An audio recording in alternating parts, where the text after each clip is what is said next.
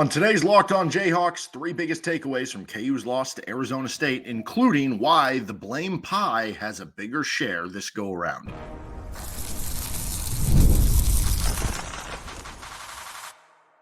You are Locked On Jayhawks, your daily podcast on the Kansas Jayhawks. Part of the Locked On Podcast Network, your team every day.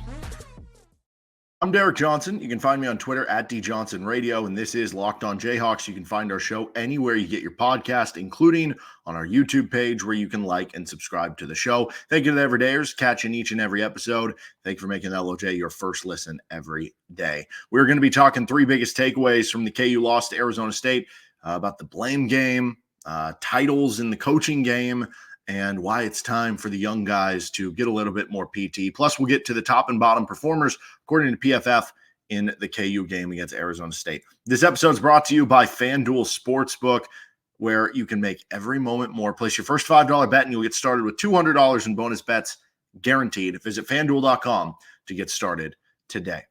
Okay, so our first takeaway from the loss to Arizona State is the blame game or the blame pie, however you want to share it out. And our takeaway here is that this team has too many problems to pin the blame on one or two guys, at least anymore.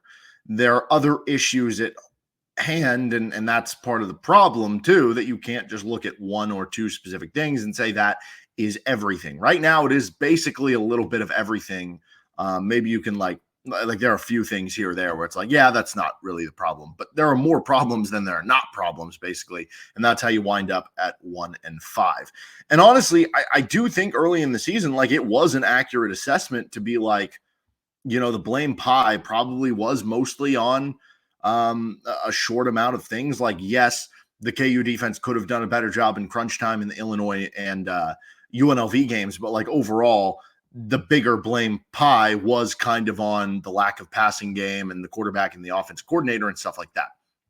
I think that was an honest assessment at the time, but you look back and now the West Virginia loss, the TCU loss, this one against Arizona State, like it either shifted the blame, it added blame, or it spread out the blame, or maybe it did all three of all of those. Like specifically, you look at the Arizona State game, Jalon Daniels played an overall fine to solid game. Like he actually played pretty well for the most part.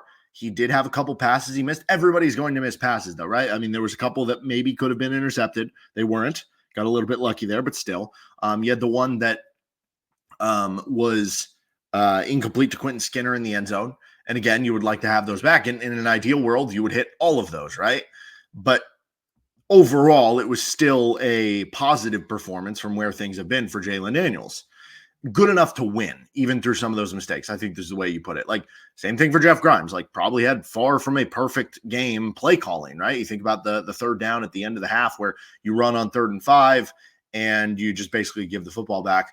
Far from a perfect play calling game, but was it an overall fine game? Was it a passable game for Jeff Grimes play calling? Yeah, it probably was. So if both of them were, they weren't A pluses, but they were passable, it wasn't just those guys. And it hasn't been really these last 3 weeks. It hasn't just been about, because again, in the Illinois game and the UNLV game, like if Jeff Grimes has a better play calling day or Jalon Daniels has a better day, avoiding interceptions or just passing the football overall, they win either or both of those football games. These last 3, it's more than that. These last 3, it goes above and beyond that. And the blame pie gets shared around a little bit more. At this point, there's a ton of holes in the ship, and that's leading it to sink for KU if we're going to go with this kind of boat metaphor. Maybe at first there was 1 or 2 big holes, but now a bunch of other ones have kind of popped up. The defense keeps falling apart at the end of games. That was something where in the Illinois and the UNLV game, it happened, but it was on a smaller scale than the West Virginia game.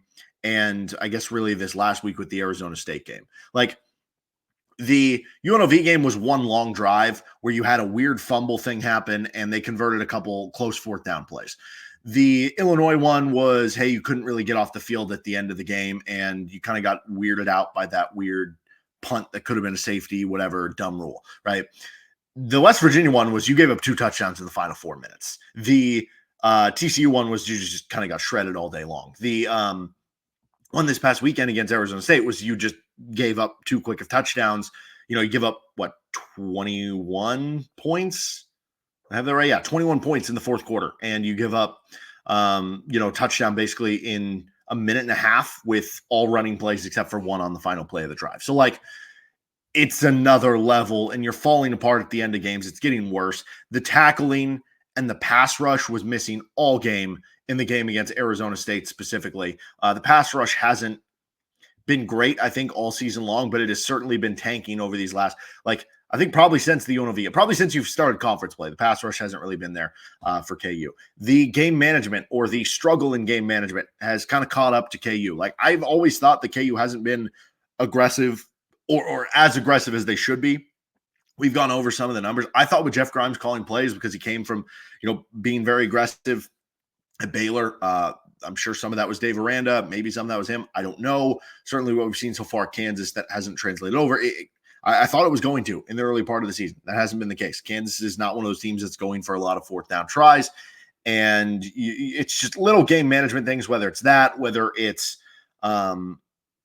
using a timeout in a bad situation, or I don't know, this or that. There have been little things throughout the season, throughout the games, whatever it is, that if you're talking about margin for error, they haven't always hurt Kansas, because, maybe some of their wins in years past, they're winning by 10, 14 points, and it didn't come back to haunt them. But so far this season, when you lose 4 one-score games, and now dating back to last year, you've lost 6 consecutive one-score games, every small decision adds up. Every small decision matters. And so I think the game management issues that we've pointed out occasionally on recaps, even when they've won, is catching up on them. More blame possibly. You have the defense, you have the tackling and pass rush, you have the game management stuff. Also, that was KU's worst run blocking game of the season, according to Pro Football Focus. And it's not even close for what the next worst is. A 48 run block grade for KU in that game against Arizona State. The next lowest this season, they had a 67 against West Virginia. So a 67, if that's your worst, that's still an above average passable grade by PFF. 60s is basically average. So if you're in the 40s, that is by far their worst. So now you have more blame applied going around to that. Overall, it has evolved to a point where it's not just about one or two guys. It's not just about one coach. It's about a lot of things. It's about a lot of guys. It's about a lot of players, a lot of coaches, a lot of combination of things. And so for KU to fix things, that now means right after the Illinois game, after the UNLV game, the fix was, hey, just keep doing everything you're doing. Fix the quarterback, fix the offensive coordinator. You're good, right? Now it's okay, well, it looks like you're starting to fix those things maybe, or maybe they just had good games, whatever it is. But now you have these other things to fix too. And even if you fix one thing, to extend that boat analogy that we kind of gave earlier, it feels like you're plugging one hole only for another one to pop up, right? It's like one of those old-timey cartoons. It's corked up this hole, and then all of a sudden a new one pops up, and all of a sudden the boat keeps sinking. And now there's more and more holes, and eventually you just can't catch up anymore. And that's what scares me for the rest of the season, in that this thing is closer than you'd think to Kansas being 5-1 or to being 6-0. But it's also close to having the bubble burst, or the boat, again, continuing with that analogy, going completely underwater, where now, because you've had the negative result in all of these, the lack of wanting to continue to try to fill these holes and fix the boat goes away, and you just go down with the ship. Let's get to takeaways 2 and 3. This is Locked on Jayhawks. Our episode today is brought to you by Roy. It's time for our Roy Player of the Week. This week, we're showing some love to Quentin Skinner. We're putting $100 on Quentin Skinner right now through Roy, the ultimate platform where you get to directly support your favorite athletes. Download Roy on iOS or Google Play Store. No middleman, no collective making the decisions for you. You decide who gets the backing, and it's as easy as a few clicks. Here's the best part. With Roy, you know exactly where your money's going. Roy gives you the power to decide who gets your support. Time to put your money where your mouth is. Every contribution from fans like us helps keep athletes committed to the team. And if they decide to transfer, you get your money back. How's that for transparency? So what are you waiting for? Download the Roy app today and make your contribution. Not only are you supporting the athlete's journey, but you're also helping keep the team strong for next season. Remember, if they stay, you win. If they leave, no worries. You get your cash back. We picked Quentin Skinner, had 6 catches. What would have been the game-winning touchdown before the defense gave it up. 130 receiving yards. He was awesome in bouncing back. So far, we've given Devin Neal, Bryce Foster, and now Quentin Skinner. That wraps up our Roy Player of the Week segment. Don't forget, if you want to support more athletes and be a part of their success stories, Roy is the way to go. Keep those contributions coming, and let's change the game with Roy. All right, continuing on, let's get to number 2 and number 3 of our biggest takeaways from KU's loss to Arizona State. Number 2, KU is regretting titles. Now, what does that mean? You might have seen this on the graphic and we're like, national titles? Titles? What are you talking about here? No, KU might be regretting titles of coaches, rather specifically, because I think probably should have, I don't know, hindsight's 2020 here. For some people, this wasn't even hindsight, though, right? Some people were kind of on the forefront of this. You probably should have just made Jordan Peterson the full-time DC. Like, if you wanted to keep it as co-DC because you didn't want to demote Brian Borland, right? The defense still was getting better statistically each and every year. Jordan Peterson should have been the DC in terms of calling the plays, right? You promoted Jordan Peterson, deservedly so, the former defensive backs coach, and he was the one who filled in for the Missouri State game last year and called the plays as the defensive coordinator. He did an excellent job recruiting, did an excellent job with the DBs, yada, yada, yada. So he gets promoted to co-defensive coordinator. He eventually takes the job at Texas A&M as co-defensive coordinator with Texas A&M. But even though he was co-defensive coordinator at Kansas, that was more of a, hey, we're going to give you a title bump and with it probably a pay bump, I would assume. But you're not actually going to be calling the plays. You're not actually like the defensive coordinator who is calling the plays, right? And so that ends up being Brian Borland. And so I have to think, I guess you don't really know because it is important to bring up again, like Texas A&M is Jordan Peterson's alma mater. So there's a chance that even if you do this, he still would have left. And that's entirely possible, right? But let's say you made him co-defensive coordinator with Brian Borland and you kept that title for Borland, but you said, no, Jordan Peterson, we're going to have you call the plays now. Probably makes it a little bit easier for him to stick around at Kansas as opposed to going to A&M where he's also the co-defensive coordinator, but he's also not calling plays. Like that would be something that he has an advantage on versus A&M was able to offer him basically the same job and probably more money. But if you have a better job of him actually calling plays, he probably sticks around. I don't know, maybe. And so obviously that would help with your recruiting. Like the biggest difference between this recruiting class and last year's, at least on paper with some of the ratings, is last year's had a couple extra like studs, like the 4-stars, the DJ Warners, the Dak Brinkleys of the world, the Desert Edge kids. Those were Jordan Peterson. And beyond that, you know, when we look at the KU defense, I feel like the biggest frustration I've seen from fans, and this has been a personal frustration that I've had, it feels like KU is either too slow to adjust or doesn't adjust in general. And I don't know for sure like that the defense would be that different or the play calling would be that different or the adjustments would be that different, Jordan Peterson. I don't know for sure. But I would like to think for a guy who survived the transition, I should say, from the Les Miles staff to the Lance Leipold staff, that he's a pretty adjustable guy, that he has to be adjustable to stick through those positions. And if he's an adjustable guy, maybe he'd be more willing to make those adjustments. Maybe like you don't give up 38 points at TCU. I don't know. Then beyond that, as we're talking about titles with coaches, should have given Andy Kotelnicki the head coach and waiting tag. So again, this is the same thing with the Jordan Peterson one where there's a chance if you do all that, he still goes because he wants to go to his alma mater. I think there was a mention at some point this offseason, Andy Kotelnicki, that this was kind of a dream job for him to some degree with the Penn State one. And they offered him a ton of money and stuff like that. I do believe, actually, credit to Travis Goff and Lance Leipold for doing this, and I guess the donors and whoever else was involved, that I do believe they actually offered, similar money to what Penn State offered. I actually heard from somebody that said they offered more than what Penn State offered. So let's just say it's similar money. If you give him the head coach in waiting, does that change his mind in any way? Again, there's a chance he still just goes to Penn State because from his perspective, he wants to be a future head coach. And what better way than to go to a school like Penn State where if you lift up where the offense has been, I mean, they've been 9, 10, 11 wins year in and year out. They just haven't been able to win the big one. So if you help them win the big one or you help them make, a run to the semifinals of the college football playoff, what better stage is there than that to get a head coaching position at a pretty good Power 5 school, right? Whereas if you're at Kansas, maybe that head coaching offer comes in the MAC or something like that. Maybe you want to make a bigger jump than that right away. So you can understand that. But from what I was told is that Kansas did not make that offer of head coach in waiting. Again, might be true, might be not. I don't know. If it is true, they should have done it. And you can say, oh, I don't know if he'd be a good head coach or not. I certainly would have my reservations. I think Andy Kotelnicki's an outstanding offense coordinator. Hasn't been a great recruiter, so how does that affect, the head coaching side? The head coaching side isn't just about how good are you as a play caller. It's about, how good of a CEO are you in controlling, making these other coaching hires, organizing everything. And those you never really know till the guy gets the job.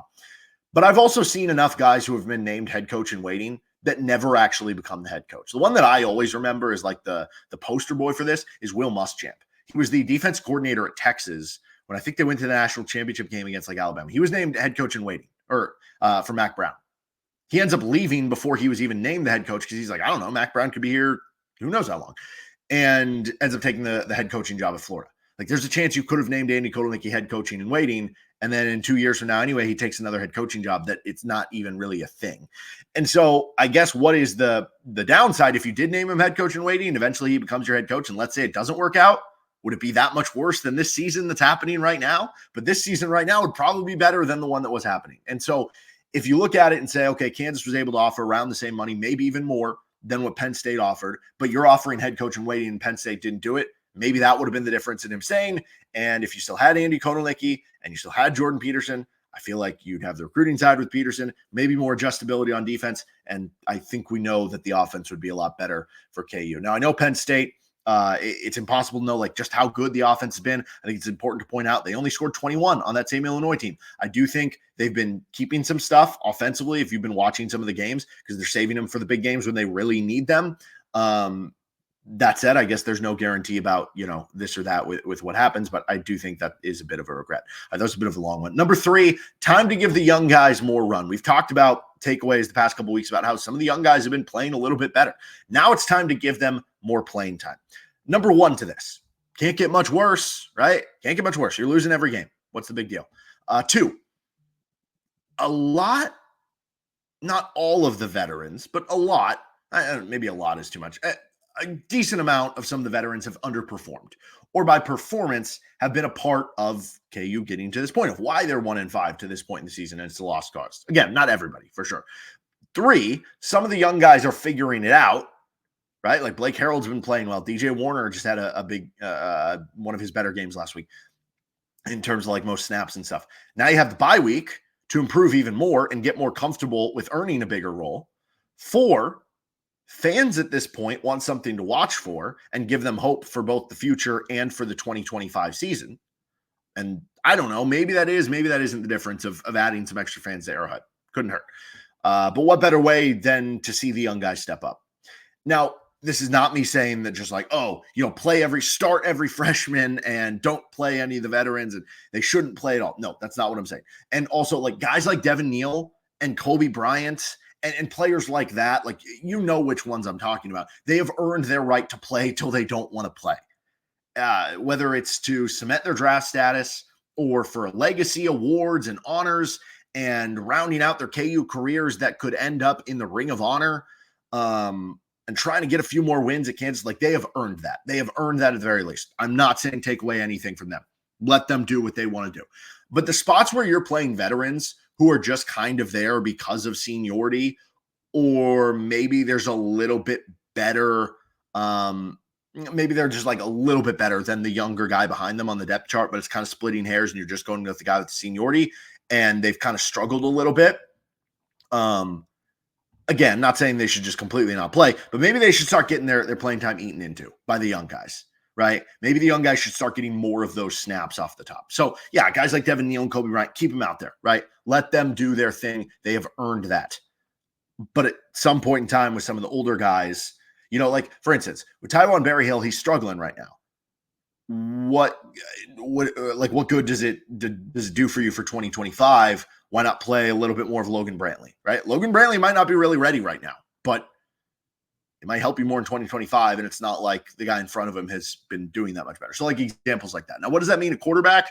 I don't entirely know because Jalon had his best performance last week, but if he's not going to be back in 2025 and 2024 is a lost cause, doesn't it make more sense to give those reps elsewhere? Or maybe you wait till after K-State. Maybe you say, hey, Jalon, we're going to give you the starting nod for the Houston game, the K-State game.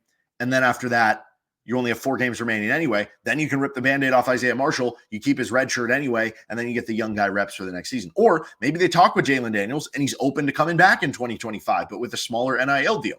Who knows? But that one seems to be a different discussion altogether. So maybe we'll leave that for another episode. All right, top, bottom, PFF performers. That next. This is Locked on Jayhawks. Our episode today is brought to you by FanDuel Sportsbook. Did you know Kansas is 11-1 to win the Natty? They're plus 210 to make a Final Four. Or that Hunter Dickinson is plus 550 to win the Wooden Award for National Player of the Year.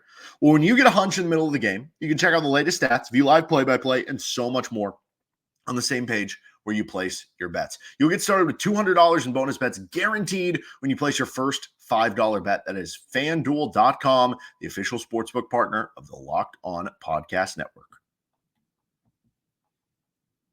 All right, top and bottom PFF performers for the KU game against Arizona State. So let's start with the offense. Top performers, Quentin Skinner, who got our Roy, investment of the week. 78 PFF grade for him. He was very good, obviously. Devin Neal was second with a 76. How about this? Devin Neal had an 81.5 pass blocking. So he continues to, not just be a good runner and stuff, putting his body on the line there. Bryce Foster was third, a 71.5. He continues to be a mainstay on this list. He was a 73 in pass block, 68 in run block. Not a great run blocking day for the lineman for KU. He was one exception who was, above average at it. Daniel Highshaw was fourth at 71, and then Luke Graham was fifth with a 69 grade. I do want to mention Jalon Daniels was seventh, so he was not far off here. Tavita Noah got 12 snaps, a little bit more than we've seen recently. He was sixth. The bad news, though, the guys who were 6th and 7th on offense were low 60s, so it doesn't speak well to how well everything went for KU, but it is nice to see both those names up there. As far as the bottom performers, Trevor Cardell played 22 snaps, so you wonder if Tavita Noah is starting to eat into his playing time. He had just a 35 grade, 14 in pass block on 3 attempts, and a 40 in run block in 12 attempts, so that didn't go well. Kobe Baines played 59 snaps. He had just a 47 grade, only a 43 in run block, which normally he's a road grader inside. Calvin Clemens played 11 snaps. He had a 51 grade, but he wasn't 82 in pass block, and that's also a small sample size. Torrey Laughlin played 13 snaps at a 52 grade, and then Leighton Cure played 15 snaps with a 52 grade. So those were kind of your bottom ones. Also, Jared Casey was the next at 6. That means 3 of your bottom 6 were tight ends. Again, is that just they're not utilizing them right and it's hurting them in the grading process?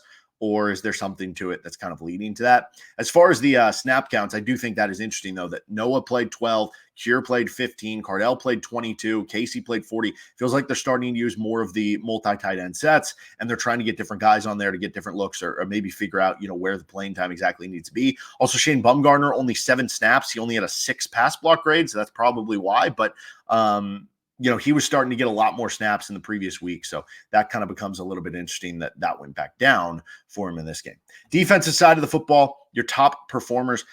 I was surprised this guy was so high up there. Mello Dotson was number 1. He had a 74 grade. He had a 78 in coverage. If you watch the broadcast kept making mention, though, that he was being picked on in coverage. He ended up being targeted 9 times over the course of the game, gave up 5 catches for 48 yards. So honestly, 9 targets giving up 48 yards is not that bad. He did give up a touchdown.